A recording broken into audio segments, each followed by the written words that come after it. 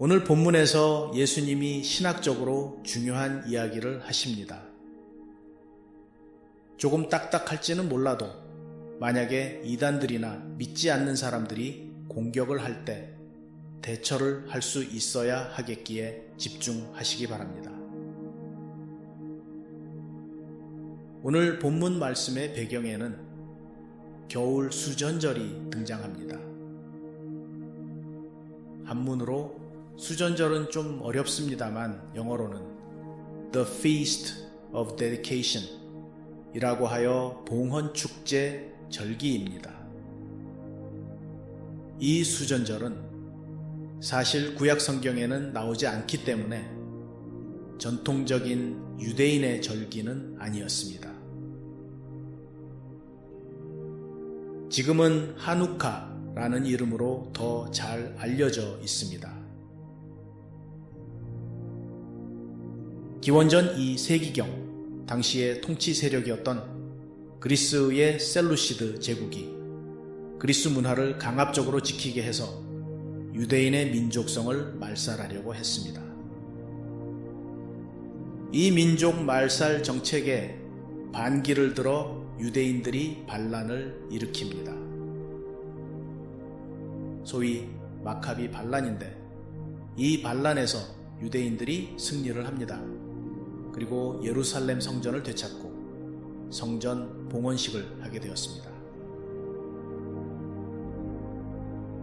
이 봉헌식에서 제단에 촛불을 밝히기 위해 사용할 수 있는 기름이 하루치밖에 없었습니다. 그런데 이 하루치밖에 안 되는 기름이 기적적으로 8일 동안 계속 탄 것입니다. 그래서 지금도 하누카는 8일을 지냅니다. 그리고 이런 초대를 사용합니다. 어쨌거나 우리 대강절의 시작과 거의 비슷한 때라서 겨울입니다. 이 수전절에 예수님이 성전에서 걷고 있는데 유대인들이 예수님을 붙잡고 도전을 합니다. 당신이 언제까지나 우리 마음을 의혹하게 하려 하나이까? 그리스도이면 밝히 말씀하소서. 우리 한글 번역은 존댓말로 쓰였지만 아마도 원문은 이렇게 공손하게 말하지 않았을 것입니다. 지금 제사장, 바리새인, 서기관들이 예수님을 둘러싸고 도발을 하는 것이니 오히려 이 번역이 좀 더 정확할 것 같습니다. 네가 언제까지 우리를 농락하려느냐? 네가 메시아면 분명하게 말하라. 이 도전에 대해 예수님이 답을 하시는데 두 가지 신학적으로 중요한 말씀을 하십니다. 첫째, 나와 아버지는 하나이니라. 이단이나 믿지 않는 사람들이 가끔 이렇게 도전을 합니다. 예수님은 자기가 하나님 혹은 메시아라고 직접 말한 적이 없다. 교회를 오래 다니신 분들도 갑자기 이런 도전을 받으면 움찔합니다. 정말 그런가? 예수님이 한 번도 직접 자기가 하나님 혹은 메시아라고 하신 적이 없었나? 그러나 그들이 정작 하고 싶은 이야기는 그러니까 예수님은 하나님이 아니다 라는 것입니다. 여호와의 증인이 그렇고 이슬람이 그렇고 세상 역사가들이 그렇게 주장을 합니다. 그리고 정말 성경을 컴퓨터로 검색을 해봐도 예수님이 나는 하나님이다 혹은 나는 메시아다 라고 문자 그대로 그렇게 말씀하신 적은 없습니다. 그러니까 예수님은 하나님도 아니고 메시아도 아니다 라고 결론을 내리는 것은 잘못되어도 아주 크게 잘못된 것입니다. 만약에 어떤 분이 우리 집을 방문했다고 가정해 봅시다. 저와 제 아내가 손님을 맞이하고 저녁 식사를 대접합니다. 아이들이 우리를 보고 엄마, 아빠라고 부릅니다. 그 손님은 벽에 걸려있는 우리의 결혼식 사진을 봅니다.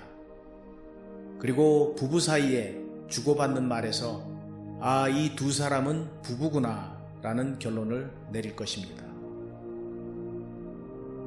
저는 그분에게 한 번도 우리는 결혼한 사이예요 라고 직접 말을 한 적이 없습니다. 마찬가지로 예수님도 직접 내가 하나님이고 메시아다 라고 글자 그대로 말씀하신 적은 없지만 그가 행하신 기적과 말씀의 권위에서 사람들은 그가 메시아라는 것을 알았고 인정했습니다. 우물가의 사마리아 여인이 말했습니다. 메시아가 오실 것을 제가 압니다. 그랬더니 예수님이 이렇게 답하십니다. 네가 말하는 내가 바로 그라. 물론 글자 그대로의 내가 메시아다 라는 문장은 성경에서 찾을 수 없습니다. 그러나 사마리아 여인의 말과 예수님의 말을 조합해보면 내가 메시아다 라는 결론을 피할 수 없습니다. 한 번은 침례 요한의 제자들이 와서 예수님께 물었습니다. 당신이 오기로 되어 있던 메시아입니까?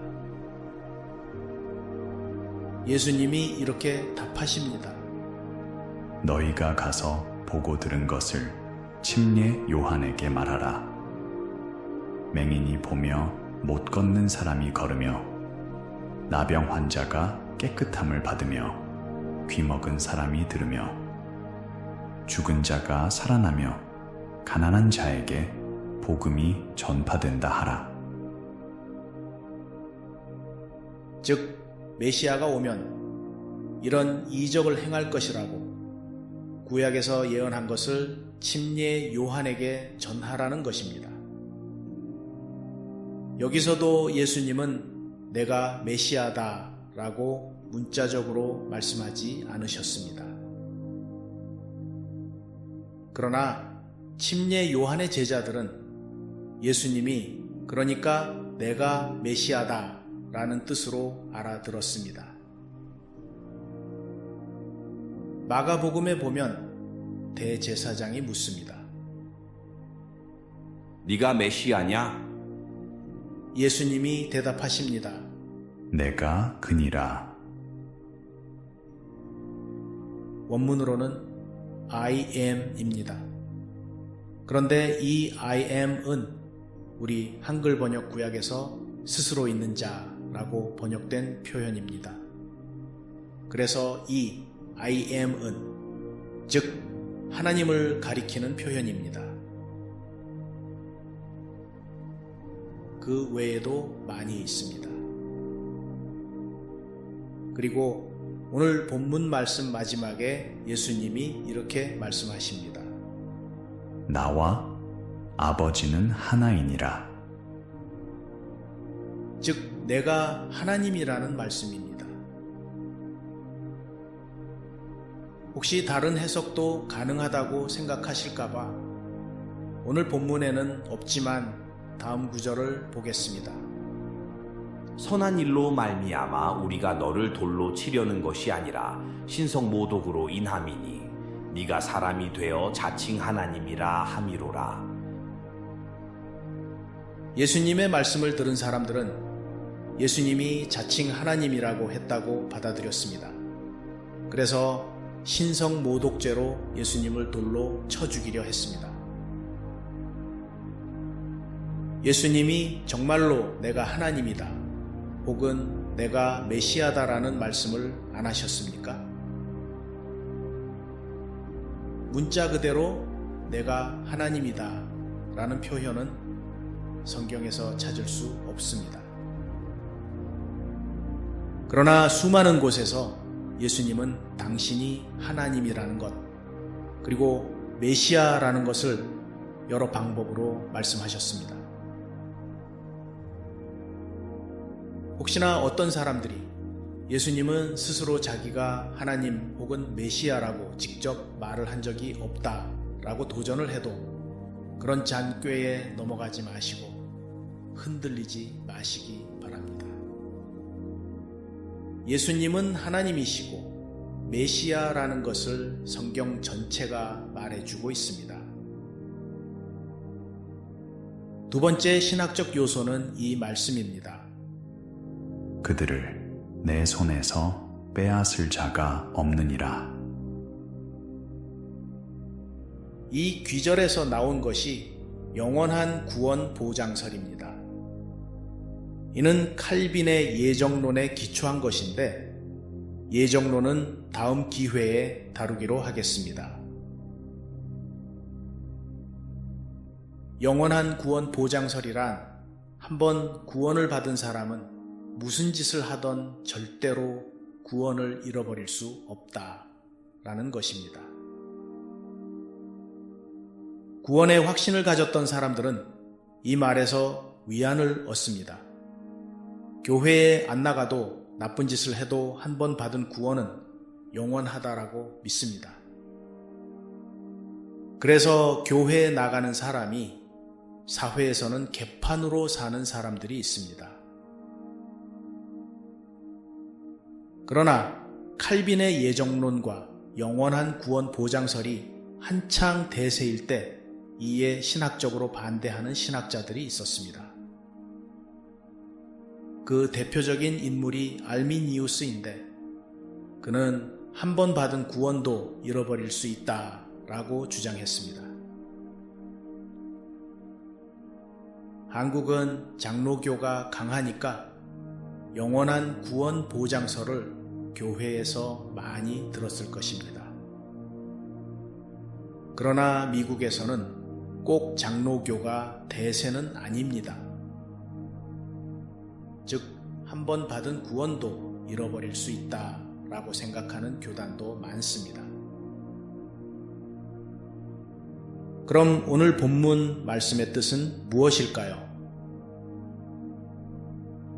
칼빈 주의는 절대로 구원을 잃어버릴 수 없다고 해석을 합니다만 알미니안 주의는 나의 안에 거하면 나도 너희 안에 거하리라 라는 예수님의 말씀에 근거하여 믿음 안에 있는 동안은 그 어떤 세력도 예수님의 손에서 성도들을 빼앗아 갈 수 없다고 해석합니다.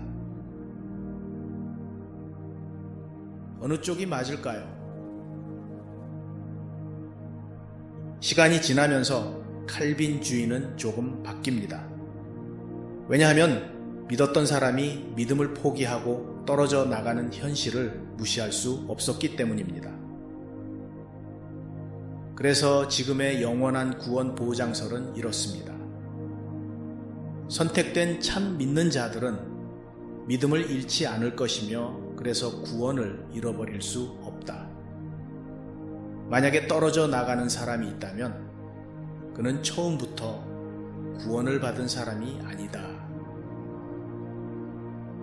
그리고 지금의 알미니안주의는 이렇습니다.